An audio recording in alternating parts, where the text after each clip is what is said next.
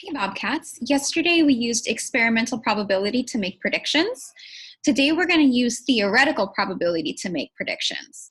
Theoretical probability, if you remember back, is when the number of possible outcomes can be calculated, as in they're all equally as likely to happen. Okay, so for instance, a coin, the outcomes, heads, tails, they're equally as likely to happen. A number cube has 6 sides. Each side is equally as likely to be rolled. And if you think back to the cup flip that we did, those outcomes were not equally as likely. So we could not use theoretical probability for that. We had to use experimental. So let's take a look at this.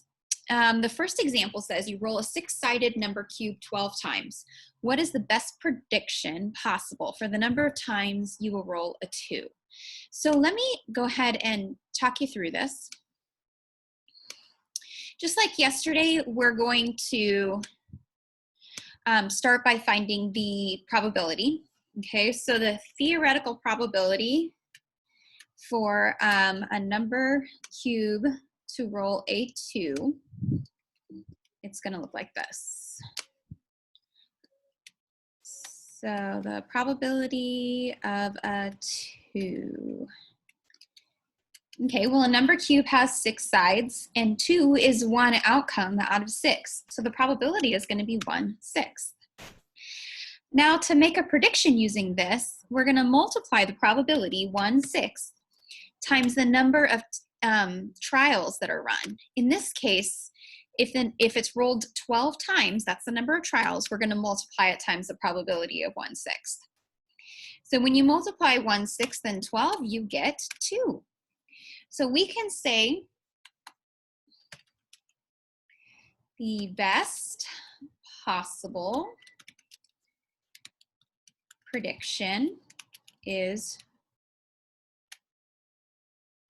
the number, I forgot is the number 2 will be rolled 2 times. Now, even though theoretical probability is based on the fact that all the outcomes are equally as likely, when you're actually running the experiment, when you're actually rolling it 12 times, you might not get 2 times, even though that's the probability. Maybe if you rolled it 100 times, you'd get an average of 2 times. But there's a lot of chance involved with some of these experiments. So this is just a prediction. All right, let's take a look at the next problem. It says, if you spin a spinner 51 times, what is the best prediction possible for the number of times it will land on blue? Okay, so looking at this spinner, you can see that there are 2 sections that are blue and 1 that's yellow. Okay, so the probability of getting blue is 2 possibilities out of 3 total.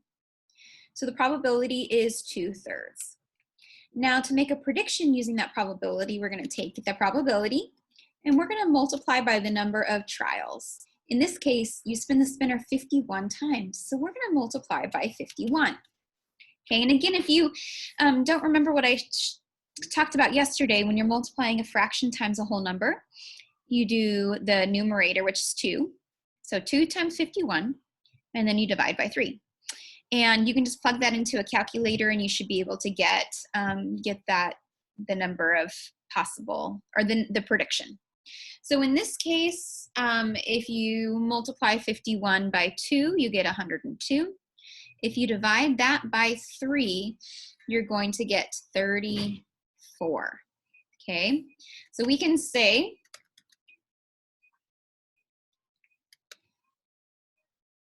the best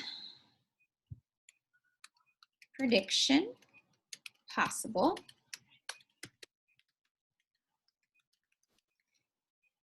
is 34 out of 51 times, or spins, landing on blue. Okay. All right, today after you're finished with this video, you're going to be working on an IXL code. You can stop working when you get to a SMART score of 65. After 65, it starts getting into some probability that we haven't touched on yet. So if you're brave and you want to just give it a shot, you can try to work all the way to 90 or a SMART score of 100, but you only need to make it to 65 today. All right, Bobcats, have a great day, and I will see you next time.